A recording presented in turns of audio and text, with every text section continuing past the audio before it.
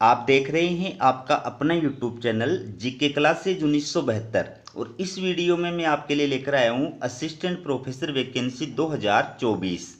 चलिए वीडियो की शुरुआत करते हैं। ये आप देखिए जय नारायण व्यास यूनिवर्सिटी जोधपुर के द्वारा ये एडवर्टाइजमेंट जो है वो जारी किया गया है और इसमें यूनिवर्सिटी के द्वारा यूजीसी क्वालिफाइड अभ्यर्थियों से निर्धारित प्रारूप में जो है आवेदन फॉर्म आमंत्रित किए हैं।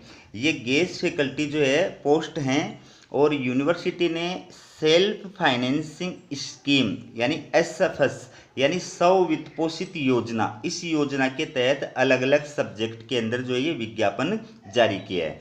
सेल्फ फाइनेंस स्कीम जो होती है उसमें फाइनेंस की व्यवस्था जो है, बजट की व्यवस्था या पेमेंट की व्यवस्था जो है वो कॉलेज या यूनिवर्सिटी अपने लेवल पर करती है। उसमें सरकार के द्वारा उसको कोई जो बजट अलॉट नहीं किया जाता है। ठीक है, तो इसमें जनरल फैकल्टीज के अंदर कौन कौन सी हैं? आर्ट्स की है, एजुकेशन की और साइंस, सोशल साइंस और साइंस, कॉमर्स, मैनेजमेंट स्टडीज और लॉ। ये अलग अलग जो है फैकल्टीज के अंदर अलग अलग सब्जेक्ट हैं। कौन कौन से सब्जेक्ट है वो भी मैं आपको इसके अंदर बताऊंगा। तो इसमें आपको आवेदन जो करना है वो ऑफलाइन करना है। आवेदन फॉर्म का प्रारूप भी इसके अंदर मैं आपको दिखाऊंगा। ठीक है, तो आपको ऑफलाइन आवेदन करना है। ऑफलाइन आवेदन की जो लास्ट डेट है वो है 15 जुलाई 2024। ठीक है, 15 जुलाई 2024 ये आप ऑफिशियल वेबसाइट पर जाकर के आवेदन फॉर्म जो है वो डाउनलोड कर सकते हैं। ठीक है, तो इसमें आगे देखिए आप कौन कौन से जो है सब्जेक्ट हैं, ये आपके सामने सब्जेक्ट हैं। इसमें इकोनॉमिक्स है, इंग्लिश है, arts, fine arts and painting है, ज्योग्राफी है, हिंदी है, हिस्ट्री है, journalism and mass communication, music, physical education, yoga, political science, public administration, psychology, Sanskrit, sociology, Urdu, या आपका एडल्ट एजुकेशन। और इसके अलावा जो है वुमेन एंड स्टडीज सेंटर। ठीक है, इसके बाद में ये defence and strategic studies, accounting, business administration, business finance and economics, management studies और ये BBA course in commerce faculty और लॉ। ठीक है, अब इनके सामने जो है ये दिया हुआ है कि आपको जिस विषय के लिए आप अप्लाई कर रहे हैं उस विषय का आवेदन फॉर्म संबंधित कॉलम के सामने जो दिया हुआ है उसके नाम से आपको भेजना है। फॉर एग्जांपल आप लॉ के लिए आवेदन कर रहे हैं तो आपको अपना आवेदन फॉर्म किसके नाम से भेजना है? The head department of law जय नारायण व्यास यूनिवर्सिटी जोधपुर, इस नाम से आपको भेजना है। ठीक है, इसके बाद में और भी सब्जेक्ट हैं, टोटल 36 सब्जेक्ट हैं। Botany, chemistry, geology, home science, mathematics, statics, psychology, zoology, pharmacy course है, बीसीए है, बोर्ड ऑफ स्पोर्ट्स। ठीक है, ये सारे सब्जेक्ट हैं। तो जिस भी सब्जेक्ट के लिए आप अप्लाई कर रहे हैं उसके सामने जो एड्रेस लिखा हुआ है उसी के नाम से आपको जो है अपना आवेदन फॉर्म भेजना है। ठीक है, अब बात करें क्वालिफिकेशन की, तो इसमें अलग अलग जो है फैकल्टी के लिए अलग अलग तरीके से क्वालिफिकेशन बताई गई है, लेकिन मैं आपको कंबाइंड जो क्वालिफिकेशन है वो बता देता हूँ कि जिस विषय में आप अप्लाई कर रहे हैं उस विषय में या संबद्ध विषय में 55% मार्क्स के साथ में आपके पास में मास्टर डिग्री होनी चाहिए, यानी पीजी की डिग्री होनी चाहिए। अब इसके साथ साथ जो विश्वविद्यालय अनुदान आयोग होता है यूजीसी या फिर सीएसआईआर के द्वारा जो राष्ट्रीय पात्रता परीक्षा आयोजित की जाती है नेट, ठीक है, वो आप क्वालिफाइड होनी चाहिए। अगर आप नेट क्वालिफाइड नहीं है तो जो स्टेट पात्रता परीक्षा होती है सेट या स्लेट, वो आप क्वालिफाइड होने चाहिए। या फिर आप यूजीसी रूल्स 2009 या 2016 के अकॉर्डिंग जो है पीएचडी या एमफिल क्वालिफाइड होने चाहिए। ठीक है, अब ऐसे अभ्यर्थी जिनकी पीएचडी की जो डिग्री है वो 11 जुलाई 2009 से पहले की है, या फिर जिनकी पीएचडी का जो रजिस्ट्रेशन है वो जुलाई 11 2009 से पहले का है, डिग्री भले उनको बाद में दी गई हो, उनको क्या करना है? उनको संबंधित यूनिवर्सिटी के डीन या फिर रजिस्ट्रार के द्वारा, ठीक है, सत्यापित एक जो है प्रमाण पत्र प्रस्तुत करना होगा। वो प्रमाण पत्र, ये 5 बिंदु जो है, इन 5 बिंदुओं को प्रमाणित किया जाएगा। ठीक है। इन 5 बिंदुओं को सत्यापित करने वाला एक प्रमाण पत्र अगर वो प्रस्तुत करता है तो ही उसकी पीएचडी या एमफिल की डिग्री जो है वो वैलिड होगी। ठीक है। या फिर आप इस आधार पर भी अप्लाई कर सकते हैं कि अगर आपकी जो पीएचडी की डिग्री है वो वर्ल्ड की टॉप 500 रैंक में आने वाली किसी यूनिवर्सिटी से अगर आपने की है तो भी आप जो है असिस्टेंट प्रोफेसर के लिए अप्लाई कर सकते हैं। ठीक है।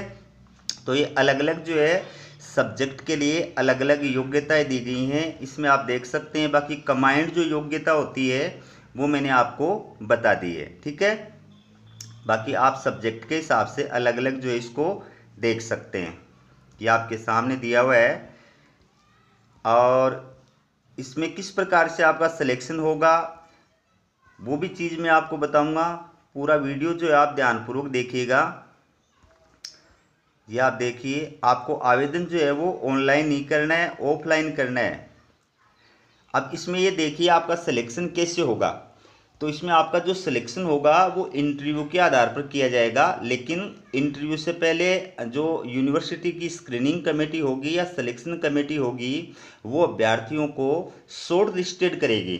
ठीक है। ये देखिए आप table 2, criteria for short listing of candidates for interview for the post of assistant professor, assistant librarian, assistant director physical education in the university. ठीक है।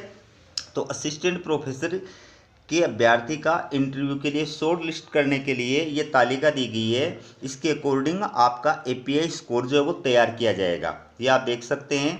इसमें परसेंटेज के आधार पर ग्रेजुएशन के अंदर आपको अलग अलग नंबर प्रदान किए जाएंगे। जितने आपके ग्रेजुएशन में परसेंट आए हुए हैं उसके आधार पर आपको अलग अलग नंबर जो है मार्क्स प्रदान किए जाएंगे। पीजी के अंदर आपके जितने परसेंट आए हैं उसके आधार पर मार्क्स प्रदान किए जाएंगे। अगर आप एमफिल क्वालिफाइड हैं तो आपको उसके आधार पर जो है मार्क्स प्रदान किए जाएंगे। अगर आप पीएचडी क्वालिफाइड हैं तो आपको 30 नंबर प्रदान किए जाएंगे। अगर आप नेट विथ जेआरएफ क्वालिफाइड हैं तो आपको 7 नंबर प्रदान किए जाएंगे। अगर आप सिर्फ नेट क्वालिफाइड हैं तो आपको 5 नंबर प्रदान किए जाएंगे। अगर आप सेट या स्लेट क्वालिफाइड हैं तो आपको 3 नंबर प्रदान किए जाएंगे। ठीक है। अगर आपने रिसर्च पेपर पब्लिश कर रखा है तो आपको अधिकतम 10 नंबर प्रदान किए जाएंगे। एक रिसर्च पेपर के आपको 2 नंबर प्रदान किए जाएंगे, लेकिन आपका जो रिसर्च पेपर है वो यूजीसी लिस्टेड जर्नल्स जो हैं उनके अंदर पब्लिश किया हुआ होना चाहिए। इसके अलावा टीचिंग एक्सपीरियंस के आपको अधिकतम 10 नंबर प्रदान किए जाएंगे। 1 साल के टीचिंग एक्सपीरियंस के आपको 2 मार्क्स प्रदान किए जाएंगे। इसका मतलब आप अधिकतम 5 साल का ही टीचिंग एक्सपीरियंस जो है वो लगा सकते हैं। बात करें अवार्ड की तो इंटरनेशनल या नेशनल लेवल का कोई अगर अब आपको अवार्ड मिला हुआ है तो आपको अधिकतम 3 नंबर प्रदान किए जाएंगे।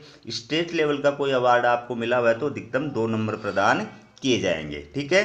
लेकिन इसमें आपको ये भी ध्यान रखना है कि अगर आप एमफिल और पीएचडी दोनों क्वालिफाइड हैं तो भी आपको 30 नंबर से ज़्यादा प्रदान नहीं किए जाएंगे। अगर आप जेआरएफ, सेट और नेट तीनों या दोनों क्वालिफाइड हैं तो भी आपको 7 नंबर से ज़्यादा प्रदान नहीं किए जाएंगे। और आपको कितने भी प्रकार के कितनी भी श्रेणी के अवार्ड मिले हुए हैं तो भी आपको 3 नंबर से ज़्यादा प्रदान नहीं किए जाएंगे। इस प्रकार से आपका जो टोटल एपीआई स्कोर बनेगा वो 100 नंबर का बनेगा, जिसमें एकेडमिक जो स्कोर होगा 80 नंबर का होगा, रिसर्च पब्लिकेशन का 10 नंबर का होगा और टीचिंग एक्सपीरियंस का 10 नंबर का होगा। ठीक है। इस प्रकार से आपका एपीआई स्कोर तैयार किया जाएगा। एपीआई स्कोर के आधार पर आपको शॉर्ट लिस्टेड किया जाएगा और शॉर्ट लिस्टेड किए गए अभ्यर्थियों को यूनिवर्सिटी के द्वारा इंटरव्यू कॉल किया जाएगा। तो अगर आप इंटरव्यू के लिए कॉल किए जाते हैं उस समय आपको अपने सारे जो ओरिजिनल डॉक्यूमेंट्स हैं, शैक्षणिक डॉक्यूमेंट्स, प्रशैक्षणिक डॉक्यूमेंट्स, अन्य जो डॉक्यूमेंट्स हैं वो सारे डॉक्यूमेंट्स आपको लेकर के उपस्थित होना है। अब ये आपके एप्लीकेशन का जो है वो प्रारूप दिया गया है। ठीक है। ये आपको यूनिवर्सिटी की ऑफिशियल वेबसाइट पर जाकर के डाउनलोड करनी है और इसके अंदर जो जो डिटेल पूछी गई हैं ये सारी जो डिटेल है वो आपको फिलअप करनी है और संबंधित जो डॉक्यूमेंट्स हैं वो सेल्फ अटेस्टेड करके आवेदन फॉर्म के साथ में आपको अटैच करना है। और जिस विषय के लिए अप्लाई कर रहे हैं उसके जो एचओडी हैं उनके नाम से आपको जो है आवेदन फॉर्म भेजना है। ठीक है। तो ये थी आपके लिए असिस्टेंट प्रोफेसर वैकेंसी से जुड़ी अपडेट। इसी प्रकार की अपडेट पाने के लिए चैनल को सब्सक्राइब जरूर कीजिएगा। हमारा वीडियो देखने के लिए आप सभी का बहुत बहुत धन्यवाद।